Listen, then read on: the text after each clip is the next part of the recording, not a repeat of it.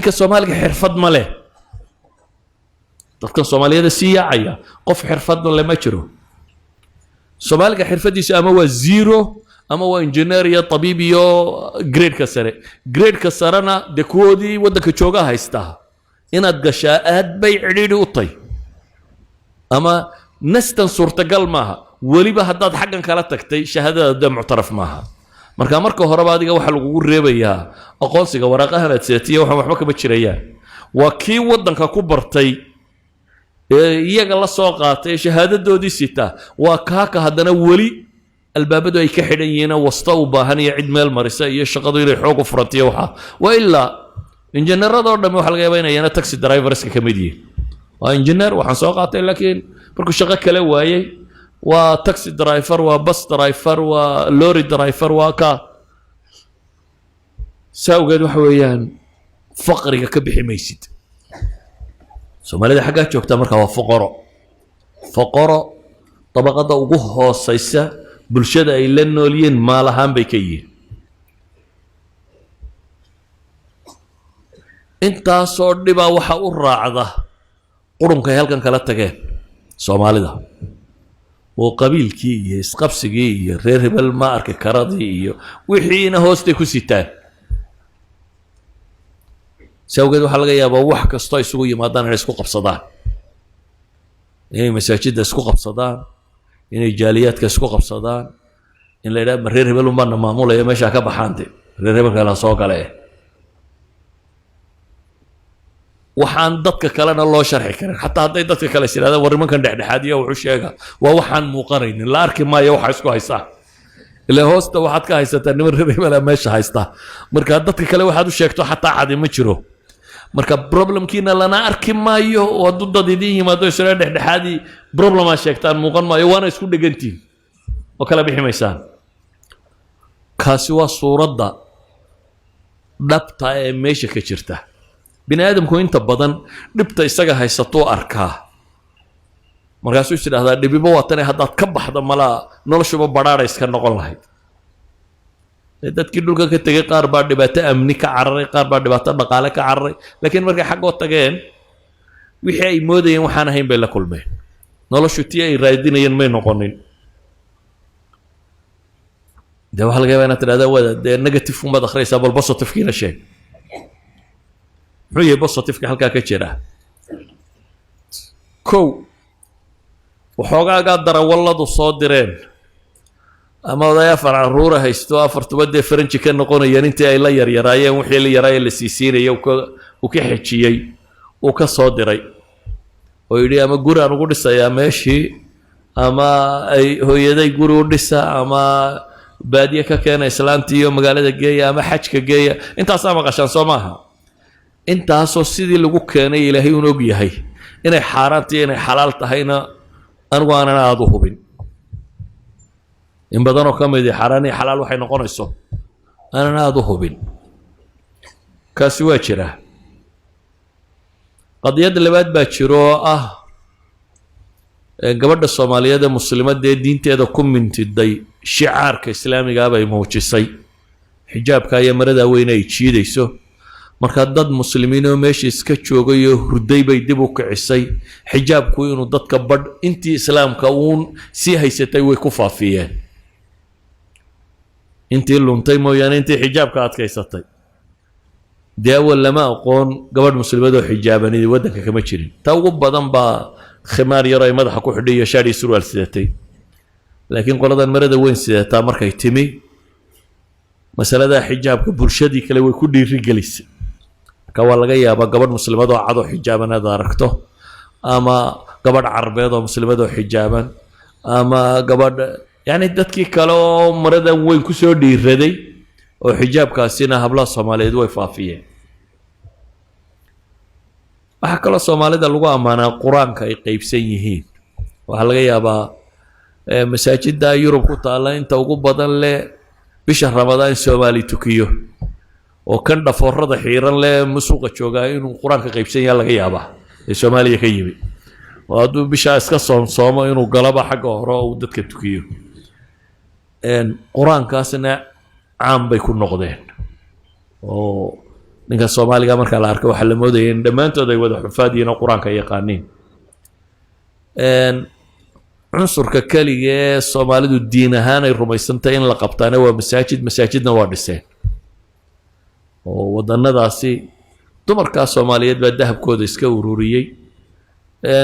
dhalinyarada Soomaaliyeed baa boqolka pound iyo $100 iyo $1,000 bixiyay bulshada Soomaaliyeed daara badan oo masaajid ah inkastoo aan ka cabsi qabo inay sidii kuwii Turkida iyo Bakistaantu dhisay oo kale inay noqdaan masaajida waxa caan ku ah masaajid baad soo galaysaa uno Soomaaliya 70aadkii halkay joogtay kontonaday un baa ku tukanaya warodaydan carruurtoodii meeday magaalada ku jiraan dadka tukanaya waa maxay waa kontonaday oo pensionista Soomaalidu masaajida waa dhisaan midhadhka qaarkoodna waxaanan anugu garanaynin inay sax tahay inay qalad tahay laakiin dadka kale ku ammaanaanna way sameeyeen Soomaalidu waa dad diiran oo meel kasta madaxa isugu tuura marka Soomaaliya qaxoontiyo shalay yimi oo Congress-ka Mareykan fadhiyo le Mareykanka xukumaya Soomaalidan maqal Soomaali qaxoontiyo shalay yimi oo Ingiriiska u fadhiyo European Union-ka inaan Soomaaliyeed baa u fadhiya oo le baarlamaanka Yuruban u fadhiya Ingiriiska waa nin Ingiriis oo baarlamaanka Yurub u fadhiya nin Soomaaliyeed oo ordayo le baarlamaanka wadan Sweden ama kan baan ku jira ama inaan Soomaaliyeed oo le meeyarka magaalo Heblaayaan hay Mareykanka waa maqasheen magaalooyin ay meeyar ka yihiin habla Soomaaliyeed gabadh Soomaaliyeed ama wiil Soomaaliyeed gabdhaha isaga badan oo golaha deegaanada ee magaalooyin ku jira ma garanayo waxaas inay khayr yihiin iyo inay shar yihiin qofka de gaalada dhex cararay ee waxay walaaqayeen la walaaqay ilaa xadka uu soo gaadho laakiin waxa laga yaabaa bulshooyinka kale inay ammaan u haystaan oo yidhahdaan war nimankan waa niman active ma nimankii shalay yimi iyo Congress-ka fadhiistay ama shalay yimi iyo European Union-ka fadhiistay ama kan fadhiistay waa laga yaabaa dadka qaarkood inay u arkaan soo duduub percentka inaga lumay iyo percentkaynu haynaa ee waxqabadka mid adduunyo mid aakhiraba isku daro kee badan أنا waxaan ku wadaa inta sii libdhaysa inay ka badan tahay inta joogta inta sii libdhaysa inay ka badan tahay inta joogta waxa laga yaabaa inaad aragteen laba saddex qof oo Yurub inta ka soo noqdeen meelahan shaqooyin ka furtay oo la yiraahdo hebel Sweden buu ka yimi hebel Ingiriis ku ka yimi hebel Ingiriis ka yimi there were 1001 kunkii qof baa qof haysaan وميان ودننا ناني جوجين كونكي قف بقف وحيستا ميانو جوجين كونكي قف بطبنا وحيستا جوجا ودنا ضتن سوالي يقولي هذي جوجا سوالي جوجا هدي له يقول ضد أنت وحيستين أنت وحيسن كونكي بوي كبدين قف يلا بيصدح يا أفر بوي كبدين لكن ضد كهالك جوجا مركز درجته مد باسبور مريك لي مالك كمبني يركب فرطي أما مد السودان كي مالك كمبني يركب فرطي أما مد نرويج كي ورلا بيا فرت كم بان نرويج جوجا laba aragtay intii kala maada afartankii kala xagga kuma qatay koob iyo afartan kun baa la maqan iyo dheeraad xagga kuma qayin yani waxa laga yaabaa inaan inta badan isweydiinin dadku marka waxay ku eegaan hebel baa sabir mustaamil heblayo ka war waa 1 in 1000 kama badna adoo dad si cararto 1 in 1000 ka inaad noqonayso mise 999 ka inaad ku biirayso labada probability ka baad u badinayso waxaan leenahay Yurub sida dadku haystaan maaha faqra ka jira waxlaan baa ka jirta dhib baa ka jirta guri burburay baa ka jira carruur aan gacan lagu hayn baa ka jirta midhadh ilaahay carruurta u hagaajiyay waa joogaan waxoogaa quraanka ilaahay qaar qaybsiiyay waa joogaan oo laga yaabo inay musaabaqaadka caalamiga ah maqashaan inay qaadeen maraykanka kale waxa laga yaabo musaabaqa lagu qabtay 18 qof baa jaayisa qaadanay 18 kuwa Soomaali bay ahaayeen laakiin de 18 markay jaayisad qaadatay 18 kunna jeelashiyo meel daran ka dhacday habsiyada iyo madhulaan la garanay marka waxa weeyaan waxoogaa dhankani waa jira mustaqbalku siduu eeg yahay mustaqbalku wallahu a'lam siduu imika yahay haduu ku socdo ma qurux badna دي وحلا بدلو قرن مايو لكن سيدو هدا يهي هدو أسي صعده iyagu buxuus ay sameeyeen waxay ku tilmaamayaan qoladan qaylin isla culture-ka isbedeli waxba isbedeli waxay leeyihiin maxba isma bedelin waxaynu sugaynaa un bay leeyihiin saddex generation dan dadka ka mid noqonayaan kan yimi ku dhalay ku sii dhalay un baanu sugaynaa bay leeyihiin saddex generation oo halkan ku dhashaa bay leeyihiin generationka saddexaad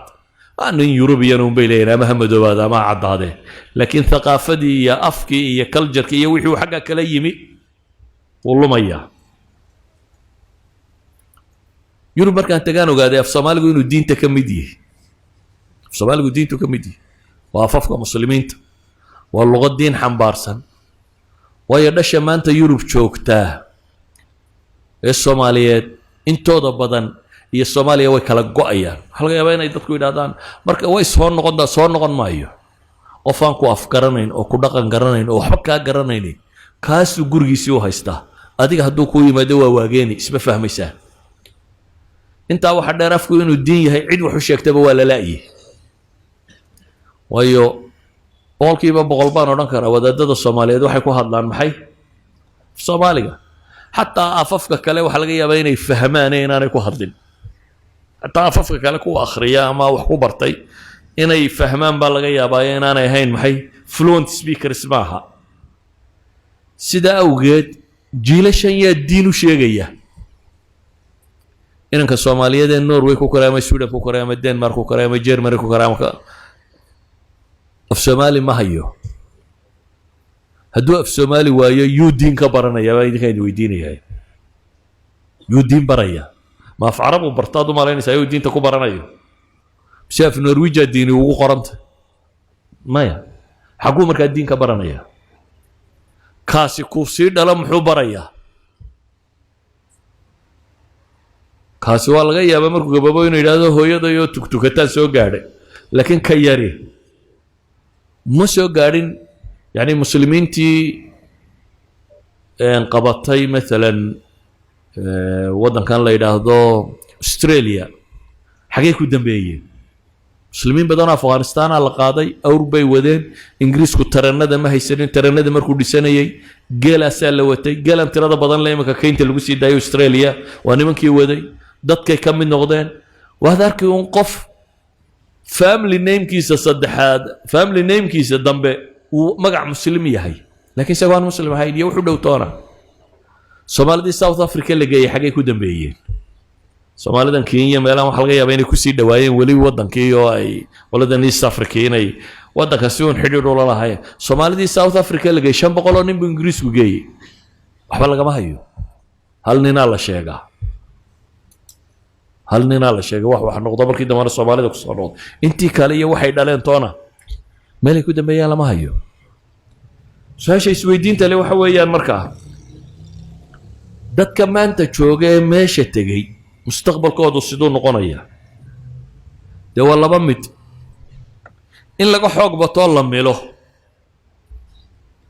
oo dadku si cad uma oranayaan anigu diinta waan ka baxay ama waan gaaloobay ama islaamnimada iska tagay laakiin wuu milmaya jiilba jiilka ka dambeeya uu ka sii diin yariyay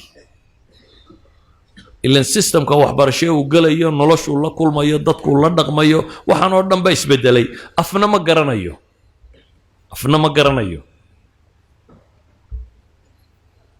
daynay sidaa u dhacdo iyo si kale mucjiso ayna u dhacdo taana rageedii lama hayo booli ma aragday sida kale mucjisadii waa maxay weynanu jiilu saxaabo kala noqono dadka bedelayo intay meesha tageen cadaankan iyo waxa kan islaaminayo islaamka faafinaya oo juyushin min ad-du'aat inay yihiin oo iyagu wax taasiirinayo wadama bedelaya de hore way taariikhda uga dhacday وداد مسلمين هروا وسميين لكن داد كان هم الدينات بمسيدين مركي ماشي تجي مسيهم قردون باي هاي ميهم بعض مرين يصدد بلشدة سي بدلي كرا ميهن الجند المجهول للإسلام ضدك كإسلامنا يا فعلا وحقا يرير وهذا ده هانشري وصويس إسلامان لكن أنت ينقب حضايا أنت إسلامتك يا بدن أنت تكتاب بدن أنت يجو ينقى قادان iyo intaynu ka soo qabanno labada kee badan weli waxaad moodaa inuu badan yahay inta xaggooda u soo soconaysa muhaajiriintii hore muslimiinta ee wadanadaa tegay nawcun maa waa milmeen inkastoo aad hadda moodo fufkan dambe islaamigii inuu dib u soo yaro gaadhay oo waxoogaa dadkaa hore waxay u badnaayeen dad shaqaale ah caamiliin oo aan aqoon lahayn laakiin wadannada qaarkood waxaa tegay dad muslim oo aqoon-yahana maalan maraykanka oo kale waa laga yaabaa dad badan oo muslimiin oo jaamacadaha professorka ah ama waxa ka aqoon-yahan inay tageen halkii kuwii hore ay ahaayeen dad iska umiyiin oo aan aqoon lahayn waa jira isbeddel cusub oo dunida ka jira hadduu yahay isbeddelka technology-ga ah oo xidhiirkan technology-ga ee internet iyo telefoon iyo dayuurad iyo waxaan dhaqsaa badan leh waagii hore ma jirin ninka xaggaa ka yimaadaa muslim marka buu soo raaci jiray 3 bilood buu jidka ku soo jiri jiray bil afraad buu waddanka soo gaari jiray haddiiba uu yimaado dii kalena ma soo noqon jirin laakiin imika itisaalku waa badan yahay tv-yadan internationalki waa tiro badan yihiin afafka dunida laga hadlay baahaya waa tiro badan yihiin waxaasi wax ma bedeli karaan ama raadayn ma yeelan karaan xidhiidhkan tirada badan le la samaynaya raad ma yeelan karaa oo mana dhahnaa hijradii hore hijraadkani waxay kaga gadisnaanayaan waxyaabaha yaryara noocaasee jira ilaahay lagama qusto subxaana wa tacaala dad badan oo dadaalaya waa ku dhex jiraan waa la isleeyahay wax bedela laakiin ilaa hadda trendku xaggu u socdaa ilama qurux badna dadkiina dhulkan joogana ee muslimkaana kuma taliyeen inay xaggaa qabtaan waayo waad iswaayi meel aad ugu sarraysaad joogtaa iyo bulsho aad ugu hoosaysaa baad u tegi soomaaliya soo bulshooyinka qaar lama xaqiro ama lama maago miyay kaa caqli yar yihiin miyay kaa gedisan yihiin waa bulshadunbaa dhaqan ka dhigatay inay maagto soo maaha waxaad u tegay bulsho dhaqan ka dhigatay inay adiga ku maagto bulsho dhaqan ka dhigatay inay adiga ku maagto idan mahma adigu aad inaad reer hebel isu haysato saa isu taagayso bulshada agteeda waxaad tahay qof xaqiira oo halka ugu dambaysa taagan xataa muslimka haddii la kaatarigareeyo dee muslimka madoowe muslimka carbeed wuu kasii dambeeyaa soo maha dee maqaayistooda markaan ku eegno marka adigu muslim baad tahay madow baad tahay qaxoontaad tahay faqiir baad tahay afartaas mid quraa lagugu nici karaa adigoo afartii baad kulansatay hadday jiraan wax mambuud ka ah yurub dhexdeeda waa 40 shay afartaba adigu waad kulansatay marka ha rajaynin inaad qof maamuus leh ama magac leh ama ka noqoto in general waxaan leeyahay